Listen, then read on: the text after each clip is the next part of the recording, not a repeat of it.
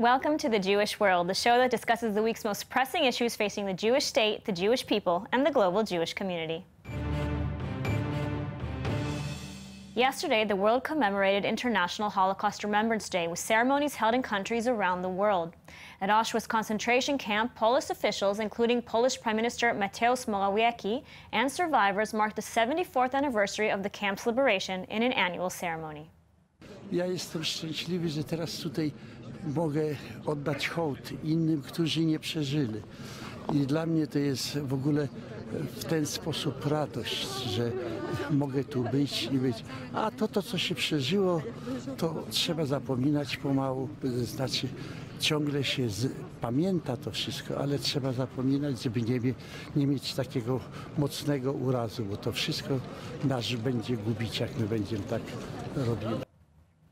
However, while the official ceremony took place, dozens of Polish far-right nationalists wrapped in Polish flags gathered at the concentration camp for a counter-protest. This was the first time the far-right has ever protested at Auschwitz at the annual event. Poland last year, in a shocking move, has sought to impose jail time for the mere suggestion that the nation was complicit in the Holocaust. This was strongly condemned by Israel and critics as trying to minimize Polish complicity in the Holocaust, where millions of Jews were murdered in concentration camps on Polish soil run by the Nazis. Nacja żydowska i Izrael robi wszystko, żeby zmienić historię państwa polskiego. Nacja żydowska robi wszystko, żeby zmienić historię tego obozu. Nie ma zgody patriotów polskich, nie ma zgody nacjonalistów polskich, żeby ktokolwiek zmieniał historię Polski i tego obozu. Meanwhile, in Israel, Prime Minister Benjamin Netanyahu invited Holocaust survivors Moshe Haylion, Mordechai Weisel, and Malka Steinmetz to his office in Jerusalem and heard the survivors' personal stories. Afterwards, the Prime Minister invited the three to join him at the weekly cabinet meeting on the subject. Here are some of Netanyahu's remarks on Holocaust Remembrance Day. בשואה היה העם היהודי חסר ישע לחלוטין. היום מדינת היהודים היא בין המתקדמות והחזקות בעולם. בראש ובראשונה השבנו לעמנו את כוח ההתנגדות שעבד לנו בגלות. בניגוד לאוזלת היד הנוראה של עמנו אז, היום אנו מכים במבקשי נפשנו ופוגעים בכל מי שמנסה לפגוע בנו. באותה עת איננו שוכחים לרגע את מתינו, את צוררנו ואת מצילנו. As the world marked International Holocaust Remembrance Day on January 27th, the Israel Central Bureau of Statistics released some unfortunate figures that reveal that there are only around 200,000 Holocaust survivors still living in Israel today. According to the report, as of the end of 2017, the last year for which figures are available, there were 212,000 Holocaust survivors living in Israel. The year before, in 2016, there were 221,000 Holocaust survivors, and by 2025, there are expected to be only around 100,000 Holocaust survivors still with us, all of whom will be 85 years old or older. Then, by 2030, there are expected to be just 53,000 survivors left, all of them over the age of 90. This government report is based on data collected by the Holocaust Survivors' Rights Authority at the Finance Ministry and includes anyone who was exposed to the Nazi regime as a survivor, including people who lived in countries occupied by Nazi Germany, as well as refugees who fled their homes due to the Nazis' genocidal regime. As for the survivors still with us, they are all over the age of 73, and 60% of them are women. Additionally, 65% of the survivors are originally from Europe, though there are also survivors from Arab countries, including Iraq, Morocco, and Algeria, who were exposed to regimes collaborating with the Nazis. And the report found that nearly a third of the survivors living in Israel today made Aliyah just after the war between 1948 and 1951. Now, while there are only around 200,000 Holocaust survivors living in Israel today, the very sad truth is that many are living in poverty. These are people who have witnessed the worst of humanity, and instead of living out their final years in peace and dignity, they are once again forced to fight for their daily survival. Many of these survivors are unaware of their rights and unable to maneuver through the bureaucracy to receive what is owed to them. But one organization, Spring for Holocaust Survivors, aims to help those survivors realize their rights and assist them in living out their final years with a little less hardship. Joining me now to discuss the state of Holocaust survivors in Israel is the CEO of Spring for Holocaust Survivors, Oli Sivan. Thanks for joining me. Thank you. Hello, everyone. Hi. So we hear that there are a lot of Holocaust survivors in Israel today living in poverty. Can you expand on this a little bit and perhaps tell us just how many of the Holocaust survivors are living in poverty? So today in Israel, we talk about over 200,000 Holocaust survivors. What we know about them is their average age is 83, and we know that about 85% of them live under the poverty line. Today in Israel, around 10,000 Holocaust survivors pass away each month, and we are in a race against time in order to help all the Holocaust survivors in order to live their life in dignity and welfare. You said 25% of Holocaust survivors living in poverty. And what is being done to prevent this in Israel on a government level, on a national scale? So over the last few years, we can see many changes and updates in order to help and improve the Holocaust survivors' life. We can see that the Holocaust Survivor Authority under the Ministry of Finance gave many new budgets and new benefits to Holocaust survivors. One of the most problem is that many of the Holocaust survivors are not aware of all the benefits and all the changes that has been made. And even if they are aware for all of them, they have the difficulty how to get to them and how to apply and how to get all those rights. Okay, so what does your organization do in order to help these survivors specifically?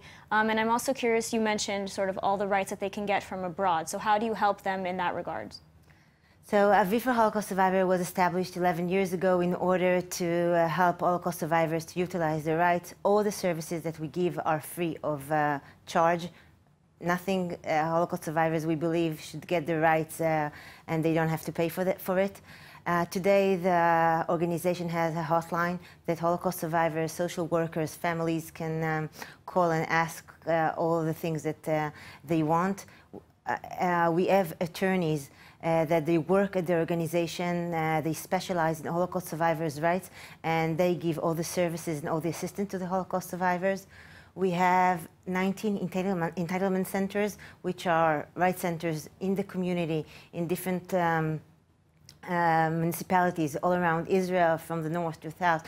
And over there, the Holocaust survivors can meet the consultant once a week and can come, and they help them to hear the stories, to fill up the forms, apply, and to get all the documents that they need in order to get the applies. We have homebound assistance to homebounded Holocaust survivors, and then we send volunteers to the houses of Holocaust survivors. So what can the public do? Our viewers who are watching us now, if they want to reach out, if they want to help, what can they do to help Holocaust survivors realize their rights? So you can go on our website with Aviv for Holocaust Survivors. There's in the website you can leave the details of the Holocaust survivors, and one of our consultants will get back to him to see how we can help. Or if you can donate to our organization. 100% of our incomes comes from donation, and this is where we need public help in order to help us continue our special and important work. Great. Oli Sivan, thank you so much for joining us today. Thank you so much. Anti-Semitism around the world has reached a record high in 2018, according to a new report released by Israel's Diaspora Affairs Ministry. The 2018 Global Anti-Semitism Report was presented by Diaspora Affairs Minister Naftali Bennett at the weekly government cabinet meeting on International Holocaust Remembrance Day, and presents some troubling findings. According to the report, a total of 13 people were killed this past year just for being Jewish in 3 separate incidents, which is the highest number of anti-Semitic attacks since the 1990s attacks on the Argentinian Jewish community. In the worst attack this year, 11 Jewish worshippers were gunned down in a synagogue in Pittsburgh in the United States. The other incidents included the murder of U.S. college student Blaise Bernstein in California last January by a neo-Nazi, and the murder of French Holocaust survivor, 85-year-old Muriel Knoll, in Paris by Muslim extremists in March. Bennett said the year 2018 saw record highs of anti-Semitism in the streets, online, and in the political arena around the world. The report found that around 70% of the attacks were anti-Israel in nature. The attacks peaked around two developments surrounding the Jewish state. The first, the U.S. Embassy move in Jerusalem in May, and the second, the March of Return riots organized by Hamas on the Gaza border at the end of March. The report also said that anti-Semitic violence in 2018 was led by far-right neo-Nazis and white supremacists. Addressing Europe, the report found that anti-Semitic incidents rose in France by 69% and have hit an all-time recorded high in the UK, where the UK Labour Party under Jeremy Corbyn has led to deep concerns among the Jewish community for their future in the country. The report also highlighted a new and growing phenomenon, anti-Semitism from the left and Islamic extremism, whose interests are seemingly incompatible, but who cooperate against Israel and the Jews. The report also cited a survey taken by European Union that found that around 85% of European Jews believe that anti-Semitism is a problem in their countries, and that around 90% of Europeans believe there has been a rise in anti-Semitism in their countries in the past 5 years. This has led over 35% of European Jews to consider leaving their countries. Bennett said of the report that the Ministry of Diaspora Affairs will continue to work to build bridges with Jews around the world and to eradicate anti-Semitism through legal, diplomatic, and public diplomacy channels. In response to the report, Prime Minister Benjamin Netanyahu said that anti-Semitism from the far right is not a new phenomenon in Europe, but that the connection between the far-left anti-Semites disguised as anti-Zionist and Islamic extremists, as has happened recently in Britain and Ireland, is a disgrace. This leads us to our next topic. We've heard about a lot of anti-Semitic incidents on the show this week and unfortunately in past weeks as well. And of course, the dismal findings of the 2018 Global Anti-Semitism Report highlight just how terrible the situation for the global Jewish community has gotten. And here to discuss the rise of anti-Semitism in the world and if there is anything that can be done to counter this phenomenon is former member of Knesset and international lecturer on Israel and Jewish affairs, Rabbi Dov Liebman. Thanks for joining us. Pleasure to be here. So anti-Semitism is at a 25-year peak, especially in the U.S. and in Europe, and Holocaust education or knowledge is sort of at an all-time low. I guess my main question is there anything that can be done about this? I definitely think there's a link between those two realities. There's no doubt that the more we can educate about the Holocaust, the more we can combat anti-Semitism. But the mistake that I think we as a Jewish people make is Holocaust education should not be just about the Jewish people. I think it should be about the dangers of hate in general. We have to educate children all around the world from the youngest of ages that hate leads to murder, hate leads to genocide. That's just the reality of what happens. And children from the youngest of ages are extremely impressionable, and as long as we focus on education, yes, Holocaust education, but also draw the parallel to what then happens in Darfur, in Rwanda, in Syria, in other places where hate leads to the murder of people. So it shouldn't be exclusively Jewish, and it shouldn't be exclusively to fight anti-Semitism, but let's have a worldwide initiative to educate against hate in general. A worldwide initiative against hate in general as a response to this growing trend in anti-Semitism. Absolutely. I think that we should draw the parallel. We're not going to eradicate the phenomenon of anti-Semitism. We know we'll talk more about that. But if we're talking about Holocaust education and the impact that it has towards the battle against anti-Semitism, I think it has to be a broader battle against hate in general. Learn from the Holocaust. See what sowed the seeds towards that hatred and then the genocide, but then let's make it broader and make it more understandable and tangible for everyone around the world. Now, let's talk about the report that was released yesterday by the Diaspora Affairs Ministry. They found that the majority of attacks are actually coming from the far right. Neo-Nazis, white supremacists. But I'm curious to know also about the far left. I mean, we've heard a lot of reports recently about anti-Semitism coming out of there. It's fascinating that the anti-Semitism on the far right translates and manifests itself in violence. And there's no doubt that's more unique to the right side of the equation. But no one should be blinded by that and think, therefore, it doesn't exist in the far left. I've traveled around enough and been in enough debates and conversations to see that it's there. On the far left, it generally finds itself more in the BDS type of activity, an anti-Israel type of of activity, and you don't see it in a violent type of way, but it exists on both sides, and we have to be dealing with it and combating it and approaching it from both sides, both extremes. So you mentioned anti-Israel attacks, right? Anti-Israel in nature. The report also talks about that, and I'm curious if you could maybe expand on this. What does it exactly mean to have attacks coming as an anti-Israel in nature? I mean, we've heard the phrase, you know, and the anti-Zionism is the new, or anti-Israel, anti-Zionism is the new anti-Semitism. And isn't this more a phenomenon, though, of the left, right? So, yes, but on the right as well, it's not PC to be anti-Semitic. Right. Somehow the world rejects it. We have the Holocaust, we have things. So it's masked by in anti-Israel sentiment. There is no doubt about it that the two are equated one to the other. To be anti-Israel seems to be very PC, and to be anti-Semitic not. So you'll find, even on the right, when people want to act out in an anti-Semitic manner, it might manifest itself in words that relate to Israel, but it really is anti-Semitism. Pure anti-Semitism. Absolutely. And you mentioned BDS, so I'm curious to know about the role of BDS in perpetuating, you know, sort of anti-Israel and therefore anti-Semitic attacks. Make no mistake about it, and I've thoroughly investigated, thought about it, tried to figure out where is all this anti-Israel sentiment coming from in BDS. BDS is anti-Semitism, and a lot of people don't appreciate hearing that. I have no problem with people being critical of Israel. You can criticize Israel, and that's fair game, just like anyone could criticize any country. But once it's holding Israel to norms that no other country is held to, there is no other explanation other than anti-Semitism, and everyone has to see that. You want to criticize Israel, but once you cross that line towards outright anti-Israel rhetoric and BDS and calling for boycotts and divestments and turning Israel into this pariah state, that is anti-Semitism, and we have to understand it that way. And if we understand it that way, I believe we can begin to really fight against it in the right way.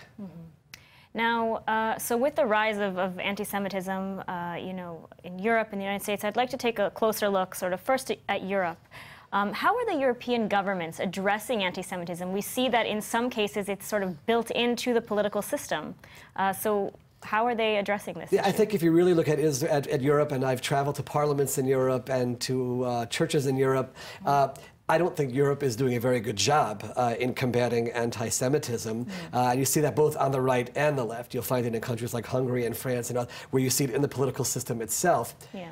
I sometimes feel like European governments say, well, as long as we're buddies with Israel on this issue or that Israel, or as long as we pay homage on Holocaust Day, then we're sort of doing our duty. That's not the case at all. We started our conversation talking about education. That's where it has to find itself in Europe as well. And I feel that we have to be open in our criticism of Europe when it comes to this issue. You know, Israel finds itself in this challenge. On the one hand, we need to have allies, and we have to work with other governments, and we have to be careful sometimes how far we criticize them. You know, Winston Churchill once said that countries don't have friends, they have interests. Israel has interests, and we have to pursue those interests, but let's not fool ourselves into thinking that because we have those mutual interests, that makes us friends. We have to be openly critical when they're not being friendly, and Europe needs to do much more in terms of educating against hate in general, and certainly relating that to anti-Semitism. Yeah. And what about the United States? Let's take a moment to talk about that. We see statistics saying that, you know, the Jewish community comprises about 2% of the U.S. population, and yet they are the victims of around 60% of violence, religion-based attacks. So what is being done in the United States? I mean, the U.S. clearly a great friend of Israel under the Trump administration, but what about anti-Semitism in particular? I think there has to be much more of an initiative. I'm going to go back to education. I'm an educator by background, so I'm always going to fall back to that. Right? When I was in Johns Hopkins in graduate school, we had a class called multicultural education, because they were telling us that in public schools in America, you might have 120 different ethnicities in a grade in any given county, and it all comes down to education. And the very fact that you started with, the fact that the United States is such a good friend of Israel, and I don't relate it just to the Trump administration. I think historically it's been so, and with God's help it will continue that way, we can't take things for granted. And we have to be able to say, even though they're great friends with Israel, we still have to be educating to that base, which somehow there is this anti-Semitic phenomenon, and it comes down to, again, talking about hate. If you start at the youngest of ages with children, I think that will help. Now, I often wonder what American Jews feel like, and Jews around the world, in this phenomenon. We were talking before about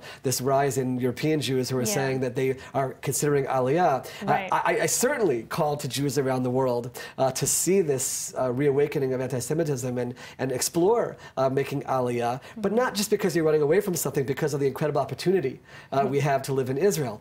But while you are in the diaspora, be part of that initiative to teach against hate. And again, I think if they focus on hate in general, and Jews show our concern for people all around the world. The Jewish state just sent soldiers to Brazil to help with their tragedy there. That's who we are as a people. Let's be part of that initiative and teach against hate in general from the youngest of ages as a curriculum in schools. And it should not be just a national initiative from the National Education Ministry in the United States. It has to be a local-based initiative where local people are getting involved and making sure that we really are attacking this via education. Okay, great. Well, Rabbi Dov Liebman, thank you so much for taking the time to join us today.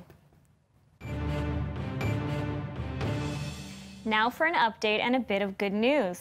2 weeks ago, we reported that Malaysia was denying entry to the Israel Paralympic swimmers team to attend a competition that serves as a qualifying event for the 2020 Paralympics in Tokyo. The event was set to be held at the end of July in the city of Kuching and was to host hundreds of swimmers from some 70 countries. Malaysia, a Muslim-majority country, does not maintain diplomatic ties with Israel and therefore does not allow entry to the country on an Israeli passport. Prime Minister Mahathir Mohamad was defiant and repeatedly announced that Kuala Lumpur would deny visas to the Israeli swimmers. The AFP reported the official Bergama news agency as quoting the Malaysian Prime Minister, saying that, quote-unquote, "we maintain our stand on the prohibition," end quote. He added that if the International Paralympic Committee wants to withdraw Malaysia's right to host the championship, they can do so. And that's exactly what the IPC governing board did. The decision was taken yesterday after a meeting of the board in London. Andrew Parsons, the IPC president, said in a statement that all world championships must be open to all eligible athletes and nations to compete safely and free from discrimination. When a host country excludes athletes from a particular nation for political reasons, then we have absolutely no alternative but to look for new championships hosts. Parsons revealed that in 2017, when the IPC signed a contract with the Paralympic Council of Malaysia, they were given assurances that all eligible athletes and countries would be allowed to participate in the event with their safety assured. He said that since then, there was a change of political leadership and the new Malaysian government has, quote-unquote, different ideas. He added that politics and sports are never a good mix, and we are disappointed that Israeli athletes would not have been allowed to compete in Malaysia. The IPC said that it is now looking for a new host for the World Championships and called for flexibility given the circumstances. Well, that's all the time we have for this week's show. I'd like to thank our guests for joining us and all of you, our viewers, for tuning in. And we'd love to hear from you. If you have any stories, whether about anti-Semitism, BDS, or any positive events going on in your Jewish community, you can reach out to us on Facebook at Israel English News, on Twitter at ILTV News, and on our website at iltv.tv. I'm Lidar Gervais-Lazi. Thanks for watching.